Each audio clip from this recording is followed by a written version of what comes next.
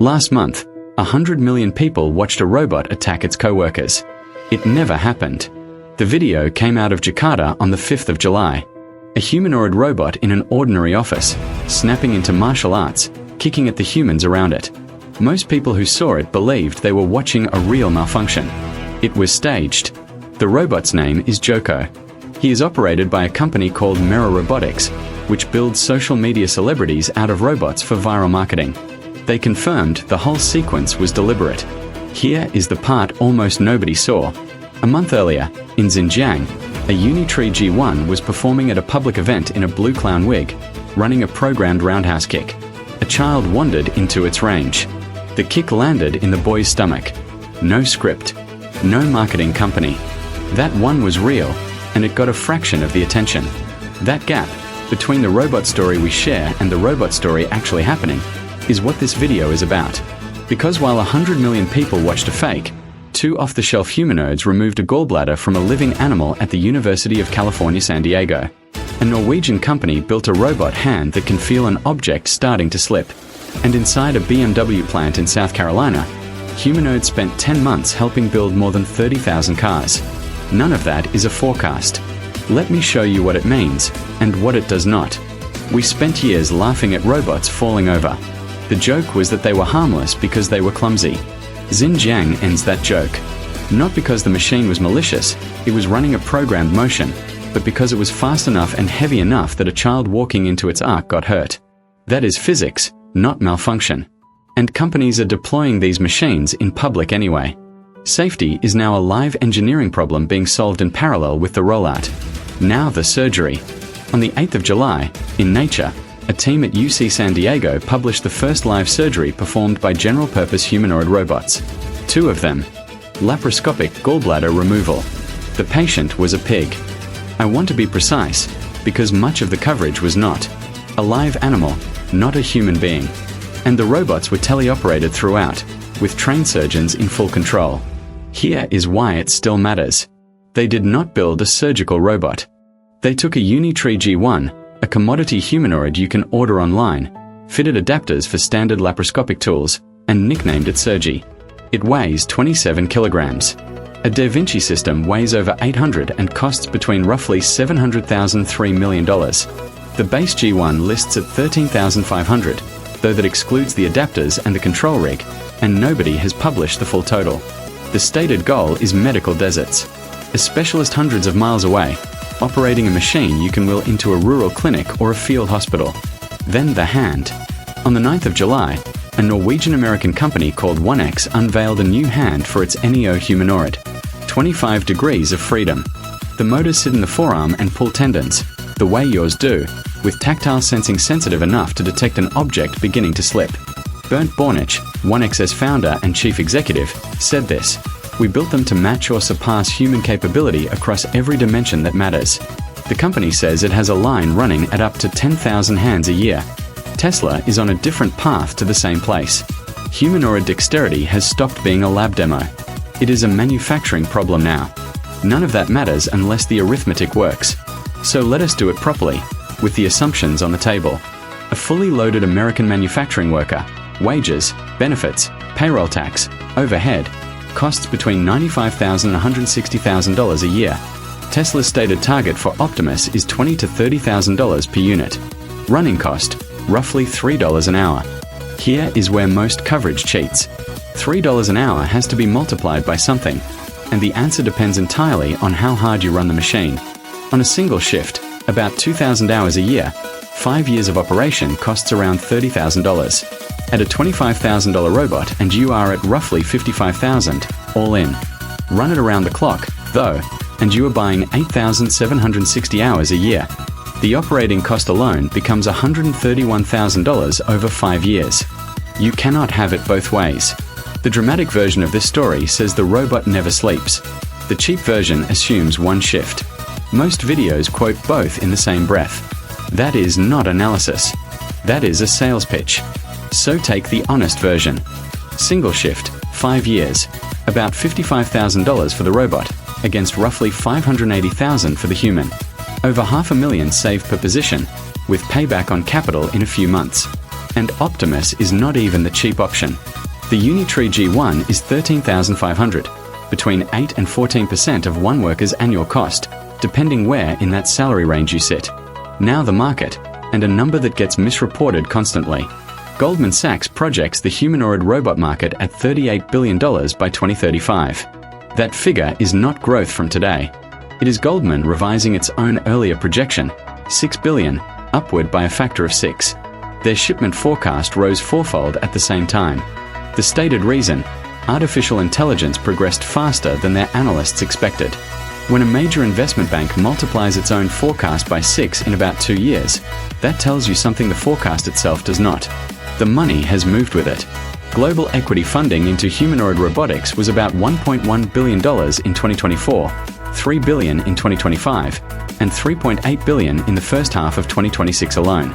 Roughly 91% of every dollar ever invested in this category arrived in the last 2.5 years. And it is geopolitical. China's April 2025 export restrictions on rare earth magnets forced Tesla to apply for licenses for the magnets inside every Optimus motor. One of the confirmed reasons that program slipped. So where are the robots, actually? This is where the hype and the ledger diverge most sharply. BMW's Spartanburg plant, South Carolina. Figure 02 supported production of more than 30,000 X3s over about 10 months, inserting sheet metal for welding. BMW has since moved to the successor, Figure 03, on logistics. Ulrich Wieland, BMW Manufacturing's Vice President for Production Control and Logistics, called Spartanburg the birthplace of humanoid robotics in the company's day-to-day operations. Note BMW's own language. Supported production. Reduced physical strain on employees. Not replaced. Tesla. The Fremont factory that built the Model S and Model X for nearly 2 decades stopped in early May, and is being converted to Optimus. That line is designed for 1 million units a year. Designed for. As of the middle of this month, it was ready and idle, with low volume targeted for late July, August. Tesla shipped fewer than 500 Optimus units last year against a target of 5,000, and Musk told investors in January they were not doing useful work.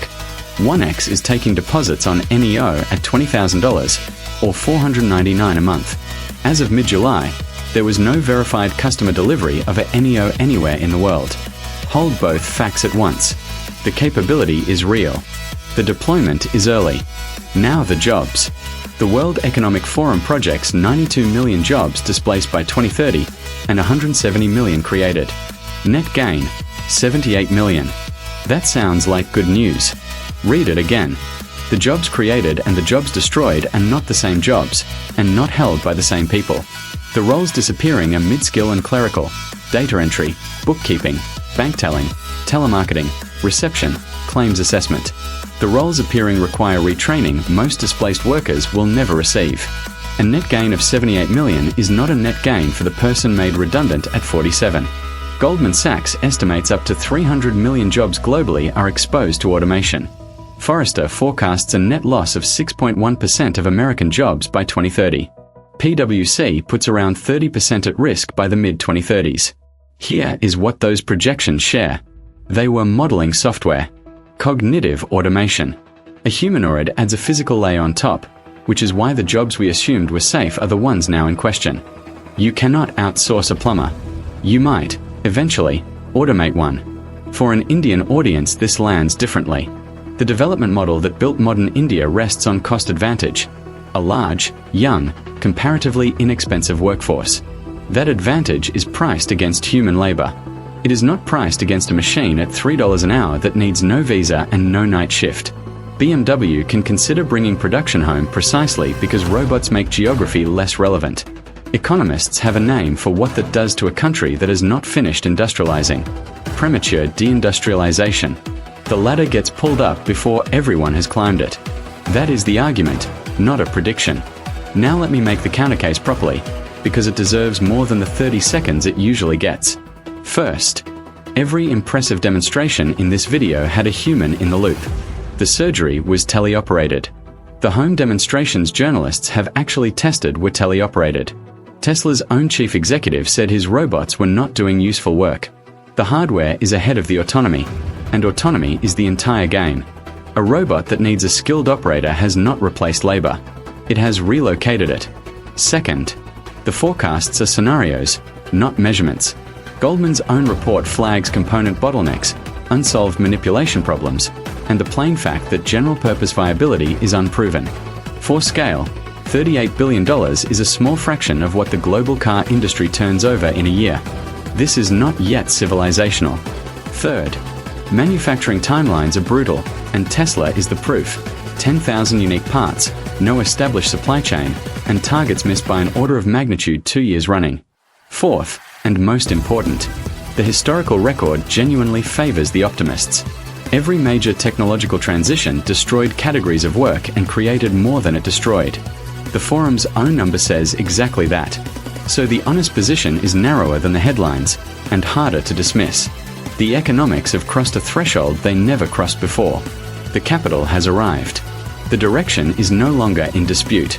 Only the speed is. Which means you have time. Not unlimited time, but time. So use it. 1. Audit your own work. Write down every task you did last week and mark each one. Does it need judgment, persuasion, physical improvisation, or responsibility for an outcome? Or is it rule-based and specifiable? If the second list is more than half your week, you have a planning problem, not a panic problem. 2. Build toward what is hardest to specify. Strategic judgment. Original problem framing. Working across domains that do not usually talk. Persuading people. Being accountable when it goes wrong. These are not soft skills. They are the expensive ones. 3. Watch deployment numbers, not demo videos. A demo tells you what is possible. A deployment count tells you what is happening. When those two start matching, the clock speeds up. Here is where we actually are, as plainly as I can put it. Humanoid robots have crossed from the laboratory to the production line. They are operating on live animals, moving parts in real factories, and taking deposits from households. The cost curve has crossed the labor cost curve in narrow cases. The capital has arrived, and the supply chain is being contested between governments. They are also slower, clumsier, more teleoperated, and further from your workplace than the headlines suggest. Both of those are true at once. Anyone telling you only one of them is selling something. So, honestly, could a machine do what you did at work yesterday? Not in 20 years. Yesterday. Tell me in the comments, and be specific about which part. If this was useful, subscribe to ATA Next Edge. We track artificial intelligence, technology, and the future of work, with the numbers checked. The most valuable thing you can build is judgment. Nobody has automated that yet.